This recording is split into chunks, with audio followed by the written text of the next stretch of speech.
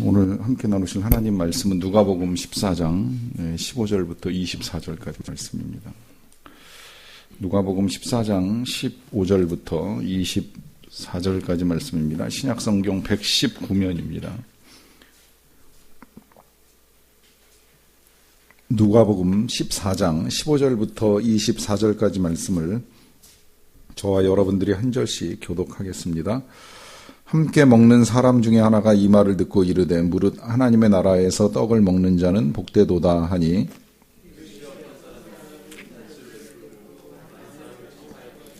잔치할 시각에 그 청하였던 자들에게 종을 보내어 이르되 오소서 모든 것이 준비되었나이다 하매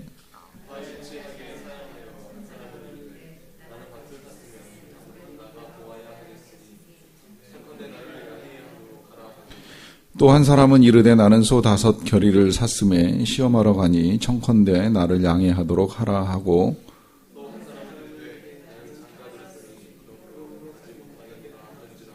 종이 돌아와 주인에게 그대로 고하니 이에 집주인이 노하여 그 종에게 이르되 빨리 시내의 거리와 골목으로 나가서 가난한 자들과 몸 불편한 자들과 맹인들과 저는 자들을 데려오라 하니라.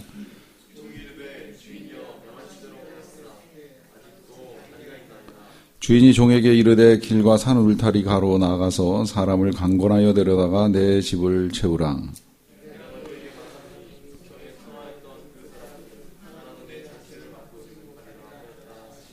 아멘.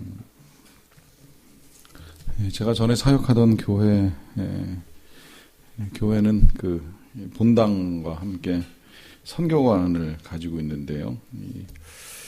교회에서 매주 토요일마다 한 2번 정도 선교관에서 결혼 예식을 진행합니다. 항상 선교관에서 합니다. 뭐 아주 특별한 일, 선교관 리모델링 공사 할 때를 제외하고는 항상 거기서 결혼식을 했던 것으로 알고 있는데, 그래서 이제 토요일 날 통상적으로 한 2팀 정도 이상 결혼을 하지는 못하는 것 같아요.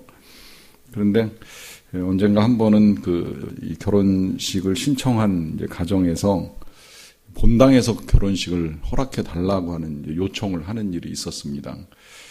그분 입장에서는 뭐 사회적으로 이제 여러 가지 활동을 워낙 많이 하셨던 분이다 보니까 이 결혼식에 이 선교관에서 예식을 치르기에는 하객 수에 비해서 이 선교관이 너무 좁다 이제 이렇게 생각을 하신 거예요. 선교관이 1층 한 400석, 2층 한 200석 정도 대략 그 정도 되는데 좀 답답하게 생각을 하셨던 것 같아요. 그래서 이제 한 번도 그런 적이 없었는데 이제 부득이 본당에서 하시겠다, 이제 하게 해달라 하는 요청을 강하게 하셔서 이제 의논 끝에 본당 결혼식을 허락해 드리는 일이 있었어요. 문제는 그 본당에서 이제 결혼식을 하게는 되었는데 막상 이 예식 당일날 이제 정말 뚜껑을 열어보니까 생각했던 것보다 너무 하객이 안 온 거예요. 선교관에서 해도 뭐 아주 꽉 차지 않을 만큼 그다지 많지 않은 이 하객들이 오는 일이 있다 보니까 혼주 측에서도 좀 당황스럽고 또 본당 결혼식을 어렵사리 허락한 이제 교회 입장에서도 전례를 깬 이제 그 일을 하는 것에 대한 불편함이 있었습니다.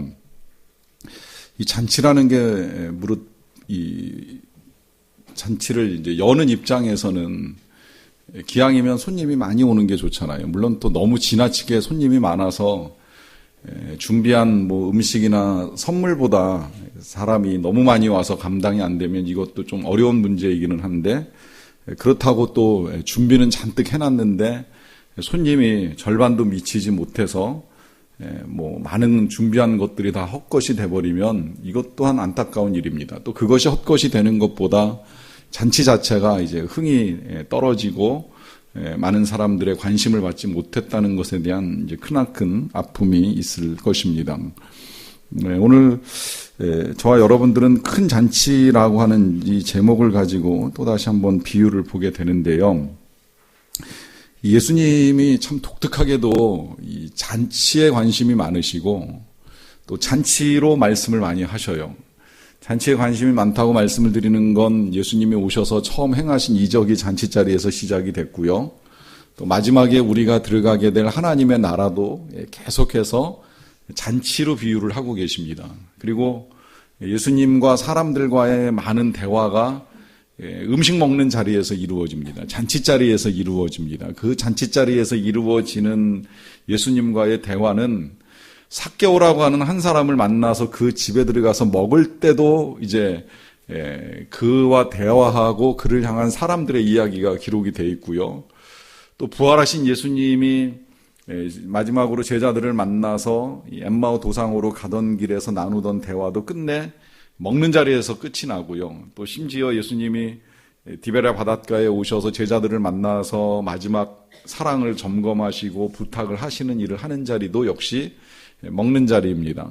이만큼 우리 예수님이 먹는 자리 내지는 잔치 자리에서 이제 하나님 나라의 이야기를 많이 말씀하시고 비유하시는 일이 있게 되는데요.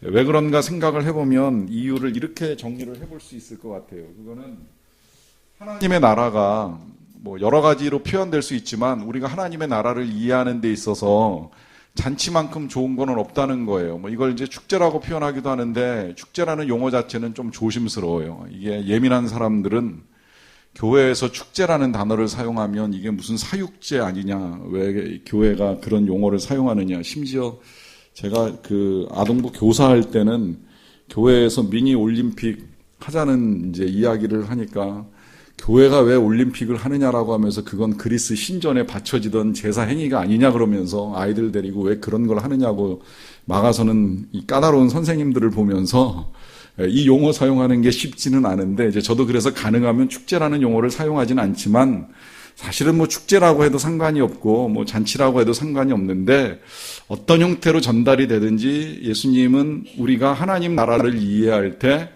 뭔가 좀 풍성한 음식과 즐거움이 있는 이제 이런 모습으로 우리에게 전달하기를 애쓰셨다는 거예요. 그런데 오늘 이 본문은 사실은 그렇게 썩 좋은 분위기에서 나온 대화는 아닙니다. 왜냐하면 이 지금 예수님이 이 말씀을 하시게 되는 상황은 바리새인의 집에서 일어난 일입니다. 그리고 바리새인의 집에서 뭐 잔치였는지는 모르겠는데 이제 떡을 먹는 일이 있으셨고요. 그 떡을 먹는 자리에서 사람들이 예수님의 행동을 엿봤다라고 하는 표현이 있어요. 엿보다는 건 아시겠지만 그냥 보는 거와 다르게 이렇게 눈여겨보면서 잘하나 못하나 이제 보는 행동을 의미합니다. 그러니까 그 바리새인 집에 예수님이 초청되기는 하셨지만 뭐 바리새인이 그랬는지 아니면 다른 사람들이 그랬는지 그 와서 예수님이 하시는 일이나 말을 눈여겨보면서 뭔가 시비거리를 찾고 있었던 상황으로 여겨지는 거예요. 그러다 보니까 그 집에 수종병 든 사람이라고 하는 한 사람이 와서 예수님께 고침을 받는데 이 사람도 바리새인이 데려다 놓은 거 아닌가. 그날이 특히 안식일이었는데 이 안식일에 예수님께서 사람을 고치시는가 아니 고치시는가를 보기 위해서 사람을 일부러 그 자리에 갖다 놓고 엿보고 있었던 건 아닌가 하는 이제 이런 식의 해석까지 가능한 그런 상황입니다. 근데 예수님은 그 사람을 고쳐주셨어요. 고쳐주실 때에는 안식일에 뭐 소나 짐승이 이 우물에 빠졌으면 안식일에 건져주는 것이 마땅하지 아니하냐라고 하면서 그 일을 행하셨습니다. 그러고 난 다음에 우리 예수님이 이제 여기서 멈추신 것이 아니라 몇 가지 잔치 자리에 중요한 이야기를 많이 하셨어요. 그 이야기는 이제 하나는 이런 이야기예요. 누구라도 초청을 받거든 상석에 앉으려고 하지 마라. 높은 자리에 앉으려고 하지 마라. 행여 높은 자리에 앉아있다가 더 높은 사람이 와서 주인이 그 자리를 내달라고 하면 그 자리를 내주고 끝자리에 갈 수밖에 없으니 이제 그와 같은 일을 조심하라라고 하는 말씀을 하십니다. 이 말씀은 마지막에 예수님이 결론을 내리신 대로 높이다가 낮아질 수 있고 낮추다가 높아진다라고 하는 말씀에 초점이 있는 것이지 무조건 초청받으면 끝자리로 가라 말씀하시는 거 절대 아니에요. 우리가 이 말씀 오해해서 주님이 그러셨으니까 하는 핑계를 대고 끝자리에 가는 걸 습관적으로 하는 일들이 종종 있을 수 있는데 어떤 자리에서도 낮추는 것이 필요하다는 것이 초점이고요. 그 다음에 이제 또 한 가지 잔치에 대해서 말씀을 하셨는데 그거는 잔치를 만약에 베풀게 되면 다시 되갚지 못할 사람에게 베풀라는 거예요. 그러니까 부한 이웃이나 벗이나 형제나 친척같이 한번 내가 초청하고 또다시 갚을 수 있는 사람에게 잔치를 열지 말고 초청을 받았어도 다시 초청할 수 없는, 여기 예수님 말씀대로 하면 가난한 자들이나 몸 불편한 자들이나 저는 자들이나 맹인들을 청해서 잔치해서 되돌려받지 않도록 하라라고 하시는 말씀을 하셨습니다.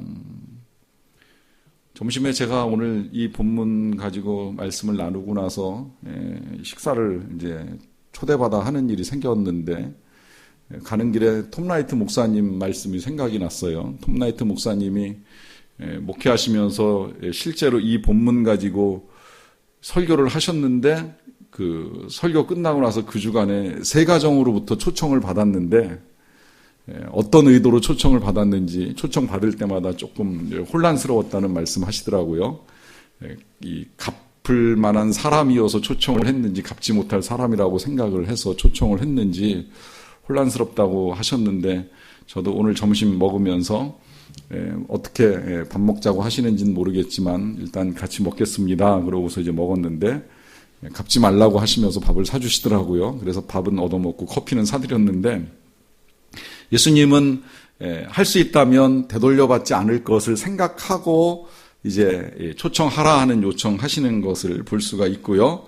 이렇게 지금 이제 예수님이 말씀을 하시다 보니까 어쩌면 지금 이 밤의 분위기처럼 그 잔치의 분위기가 조금 어색하게 된 것 같은 이제 그런 느낌이 좀 있어요. 그래가지고 그 어색한 분위기를 깨기 위해서 그 잔치 자리에 초청을 받았던 사람 중에 한 사람이 이런 말을 합니다. 그게 이제 오늘 우리가 제일 먼저 읽었던 본문의 15절 말씀인데요.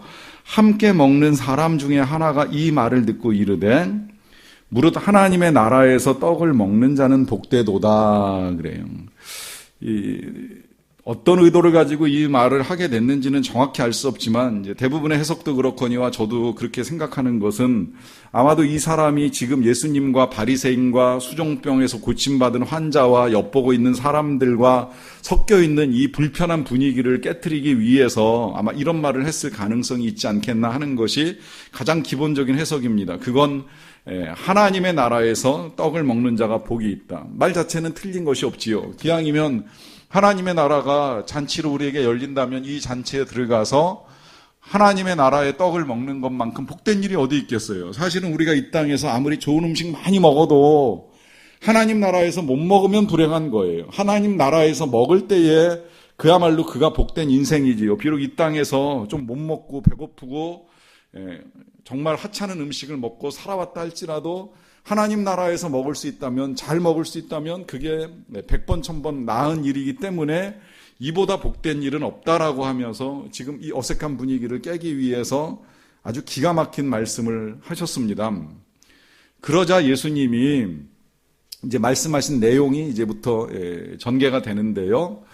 자, 이 말은 틀리지 않아요. 하나님 나라에서 떡을 먹는 자는 복되다는 이 말은 틀리지 않아요. 그런데 중요한 건 누가 하나님 나라에서 떡을 먹을 수 있겠느냐 하는 거죠. 누가 과연 그 복된 자리에서 복된 음식을 먹는 그 복된 영광을 누릴 수 있겠느냐?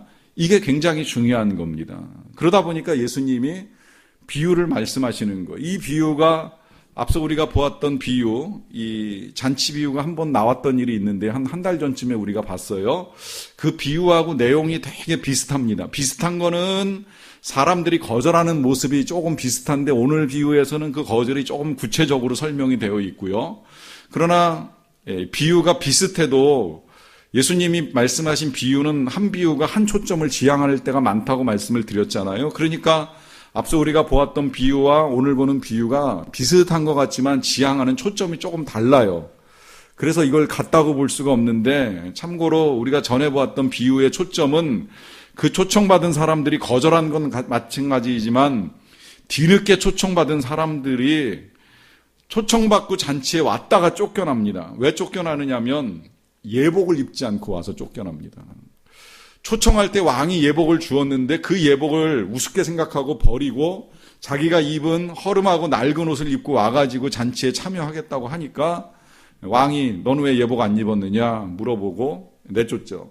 그래서 바깥 어두운 곳에서 슬피 울며 이를 가는 일이 있게 될 것이라고 말씀하셨는데, 우리가 하나님 나라의 잔치에 초청을 받아도 예복을 입지 않으면 안 된다는 거예요. 그리고 그 예복은 우리가 만드는 예복이 아니라 왕이 우리에게 주신, 그러니까 하나님께서 우리에게 주신 그리스도의 의로 옷 입을 때라야 들어갈 수 있다라고 하는 것이 지난번에 보았던 비유의 결론입니다.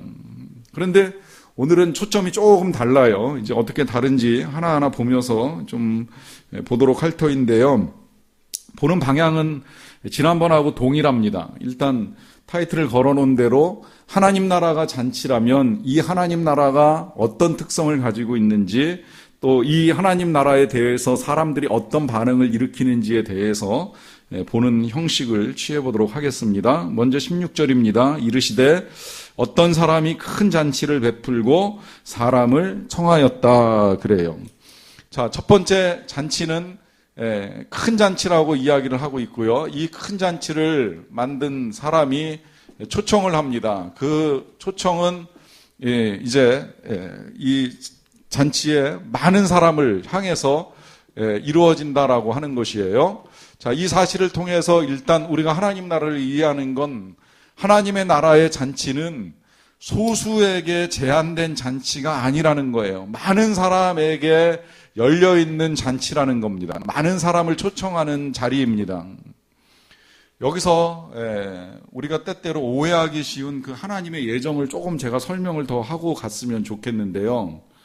하나님이 구원받을 자를 작정하셨다는 표현이 성경에 종종 나옵니다. 하나님이 구원받을 자를 예정하셨다. 이 일에 있어서 그러면 사람들이 이제 의문을 제기하는 것이 뭐냐면, 그러면 하나님께서 초청하신 사람과 초청받지 못한 사람이 나뉘어져 있느냐라고 하는 것인데, 성경은 구원받을 자의 예정과 작정에 대해서는 이야기하는 일이 많지만 구원받지 못할 자에 대해서는 언급하지 아니합니다.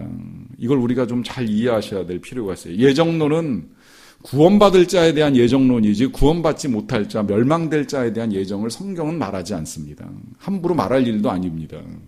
제가 이걸 지금 여기서 정리해드리는 이유는, 하나님은 초청하길 원하시는 분이고 많은 사람을 부르기를 원하십니다. 누구라도 구원받길 원하시기 때문에 땅끝까지 이르러 복음을 증거하라고 말씀을 하시고, 때를 얻든지 못 얻든지 힘쓰라고 말씀을 하십니다. 오늘 본문에서도 보면 강건하여 데려다가 내 집을 채우라고 하시면서 이 초청의 자리에 많은 사람이 오기를 원하시지, 절대 하나님이 정해놓고 올 사람 안 올 사람을 구분하시지 않는다는 거예요. 그러나 초청받은 사람은 알고 있습니다. 하나님이 나를 택하시고 부르셨다는 사실을 알게 되는 거죠. 이것이 예정이라는 거예요.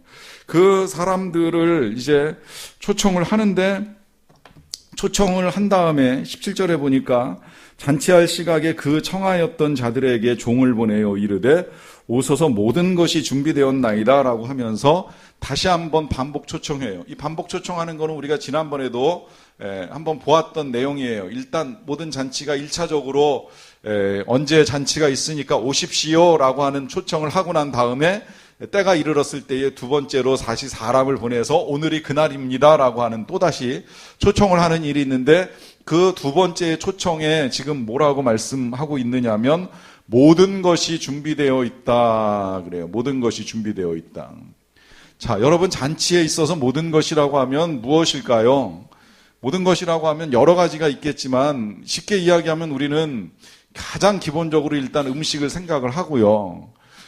또 실제로 수준이 있는 잔치라고 하면 음식만 잘 차려놨다고 해서 잔치가 아니라 그 잔치의 분위기를 돋우어줄, 그걸 분위기라고 표현을 해도 될 것 같고, 아니면 분위기를 돋우어줄 음악이나 이제 여러 여타의 풍류가 있을 수 있을 것이라고 생각을 합니다. 이런 것들이 다 갖추어져 있을 때 잔치가 되는 거죠. 이거 역으로 생각해 보면 우리 잔치에 오십시오라고 사람은 불렀는데 막상 가보니 먹을 것도 없고 또 아직 준비가 덜 돼가지고 아직 준비 중이니 조금 기다리십시오 하는데 시간은 벌써 한참 지나가고 있고 하면 초청받아서 온 사람 입장에서는 굉장히 짜증나는 일이 될 수도 있는 거예요. 그러나 지금 이 하나님 나라의 잔치는 모든 것이 다 준비되어 있다고 하는데, 얼핏 보면 이 음식이나 분위기가 이 잔치의 모든 것인 것 같지만 잘 생각해 보면 결국은 이 음식과 분위기도 이 자체가 목적은 아니지요. 본래의 목적은 뭐예요? 본래의 목적은 이 음식과 분위기, 음악 같은 걸 통해서 잔치에 온 사람들과 이 잔치를 초대한 주인까지라도 다 기쁨과 행복한 시간을 갖기 원하는 거예요.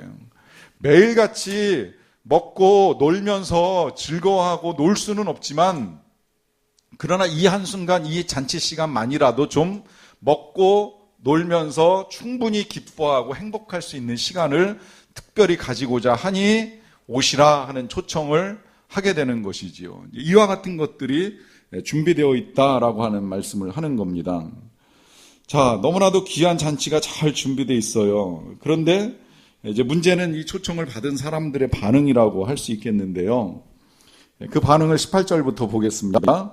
다 일치하게 사양하여 한 사람은 이르되 나는 밭을 샀음에 아무래도 나가보아야 하겠으니 청컨대 나를 양해하도록 하라 그래요. 자, 무슨 일이 일어나는 거예요? 보니까 이 잔치에 사양하는 사람이 일어납니다. 거절했다는 거예요. 주인이 초청을 했지만 그 초청을 거절하는데 이 거절하는 사람들 보니까 어떤 반응을 보이냐면 다 이유가 있어요. 어떤 이유? 첫 번째 보니까 나는 밭을 샀음에 아무래도 나가봐야 하겠으니 청컨대 나를 양해하도록 하라 그래요.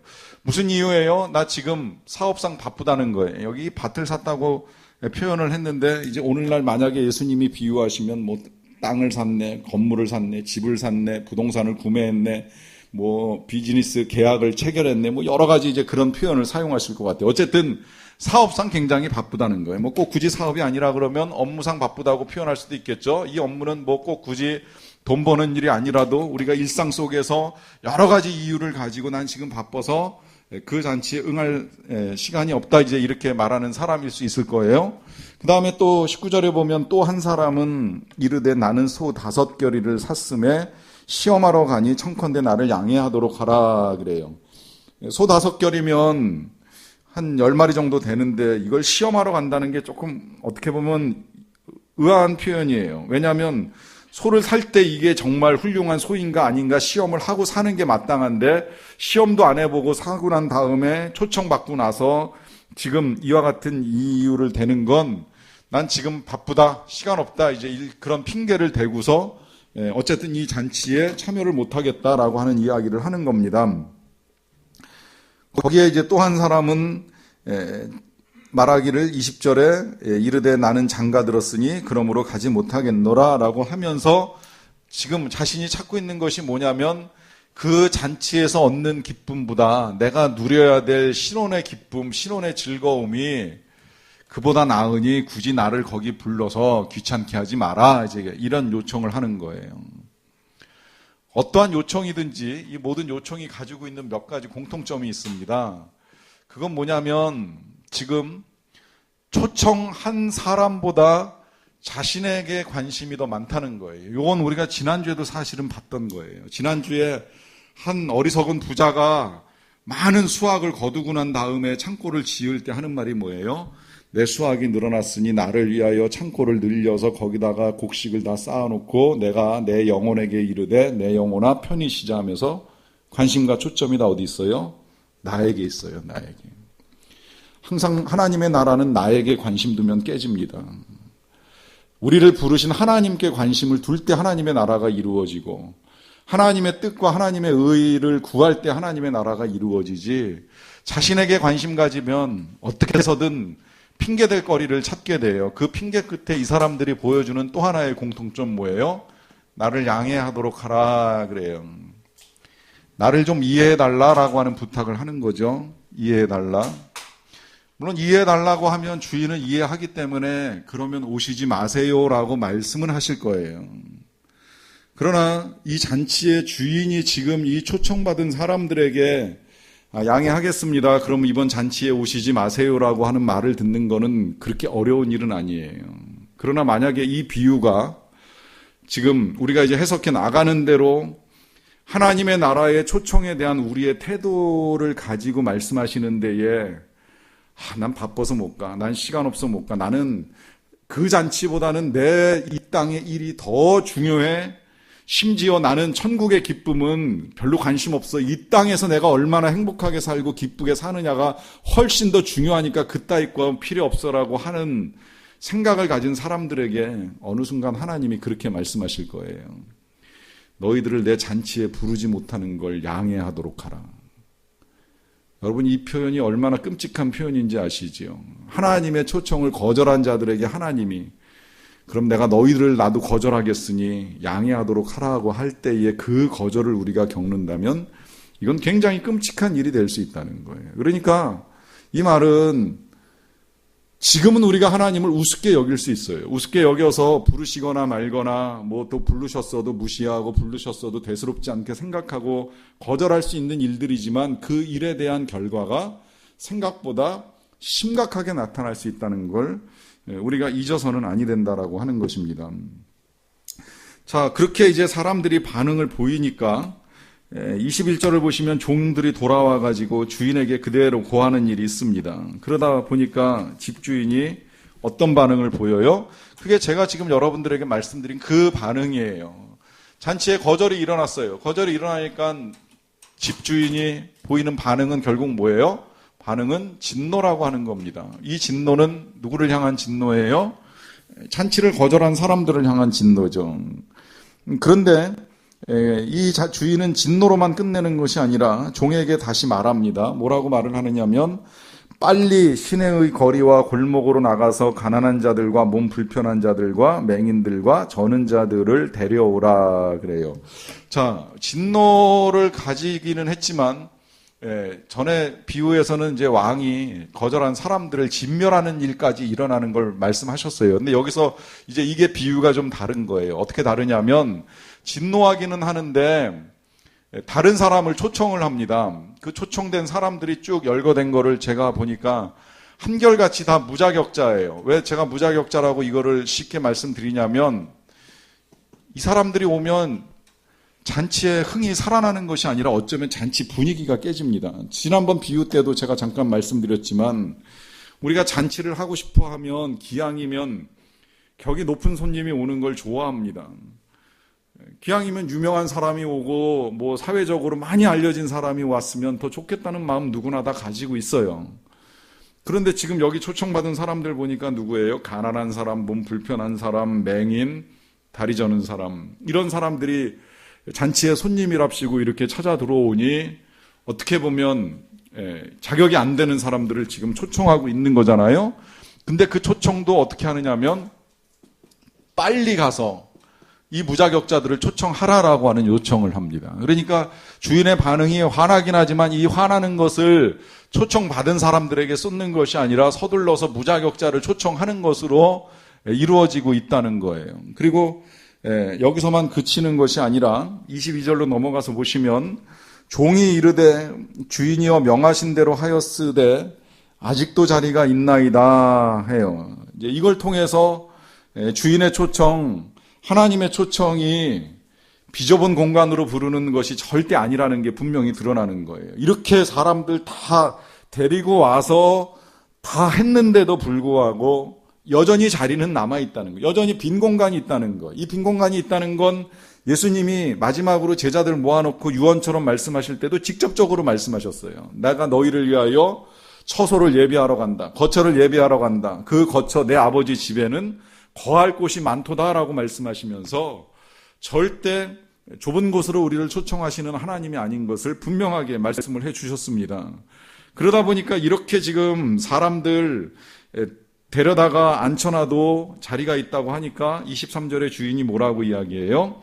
주인이 종에게 이르되 길과 산 울타리로 가서 나가서 사람을 강건하여 데려다가 내 집을 채우라 그래요. 자, 이 초청에 있어서 주님이 강건하여 데려다가 내 집을 채우라라고 하는 이 말씀, 저는 어렸을 때 제가 다녔던 교회에 이 본당 앞에 이렇게 크게 표어로 내 집을 채우라 이렇게 이제 써 있는 것을 본 기억이 있는데 그 표현이 여기서 나온 것 같아요. 이제 그때 교회가 그런 표현을 사용을 하는 것은 이제 전도를 통해서 그야말로 이 말씀대로라고 하면 이 사람을 강건하여 데려다가 교회의 빈자리를 채우자라고 하는 뜻에서 걸어놨던 것으로 이해가 되는데 뭐 이 말씀을 뭐 그렇게 해석을 해도 뭐 크게 나쁘지는 않다고 생각이 되고요. 어쨌든 이와 같은 일들을 통해서 주님이 만드신 그 잔치에 사람을 채우기를 원하시는 것이 맞기는 맞는데요. 그보다 우리가 더 중요하게 봐야 되는 것은 뭐냐면 지금 이 강권하시는 주님의 모습을 통해서 억지로라도 사람을 끌어다가 앉혀놔야 된다고 하는 데에 초점이 있는 것이 아니라 우리 주님이 사람들을 초청하는 일을 포기하지 않으신다는 거예요. 멈추지 아니하신다는 거예요. 계속 하신다는 거예요. 중단하지 않고 계속 부르신다는 겁니다. 자리가 채워질 때까지. 어쩌면 지금도 예수님이 안 오시는 이유가 바로 여기에 있다고도 볼 수 있어요. 아직 자리가 남아있는데 천국문을 닫기에는 하나님이 아쉬우신 거죠. 올 사람이 많은데 와야 되는데 하나님은 너무 좋은 걸 만들어 놓고 기다리고 계시는데 이 초청을 하는 일도 없고 초청에 응하는 사람도 많지 않다 보니까 이제나 저제나 누가 전하고 누가 오게 될까 하나님 기다리고 계세요. 여기 잘 보시면요.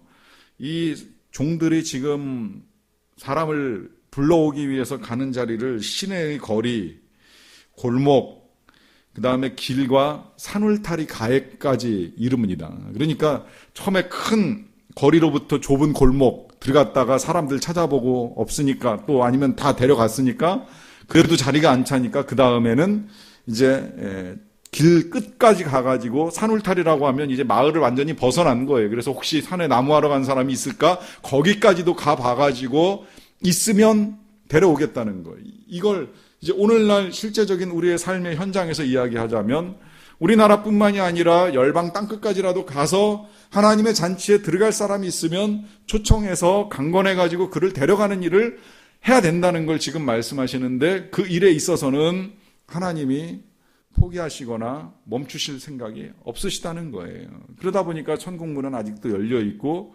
우리에게 기회는 주어져 있다는 것입니다. 자, 그런 상황에서 이제 예수님이 마지막 결론을 24절에서 이렇게 말씀합니다. 내가 너희에게 말하노니 전에 청하였던 그 사람들은 하나도 내 잔치를 맛보지 못하리라 하였다 하시니라 그래요. 자, 여기서 이제 한 가지가 더 나와요. 하나님 나라의 마지막 특징, 우리가 잊지 말아야 될 또 하나의 특징은 뭐냐면 전에 청함받았던 사람들 다 어떻게 됐어요? 결국은 잔치에 못 들어갑니다. 하나님 나라를 맛보지 못합니다. 뭐가 사라진 거예요? 기회가 사라진 거예요. 기회가. 잔치의 기회가 마냥 열려 있는 건 아니라는 겁니다. 일정한 때가 되면 이 기회가 사라진다는 거예요. 근데 저는 이 기회가 사라진다는 거를 조금 더 현실적으로 이해했으면 좋겠다는 생각이 들었어요. 우리 요새는 워낙에 정말 하나님 못지않게 이 돈의 힘이 크다 보니까 이걸 돈의 기회를 가지고 이야기를 하면 조금 이해가 될까 싶어서 그냥 제가 나름대로 비유를 한번 생각을 해봤는데 복권을 샀어요. 살 때는 기대를 가지고 샀어요. 이게 수십억짜리라 이렇게 생각을 하고. 근데 되지 않을 거라고 생각을 하고 번호는 적어놨는데 중간에 기분도 상하고 해서 이거를 갈기갈기 찢어서 버렸어요. 다시는 회복할 수 없을 만큼 어딘가 찾지 못할 곳에 버렸다고 가정을 합시다.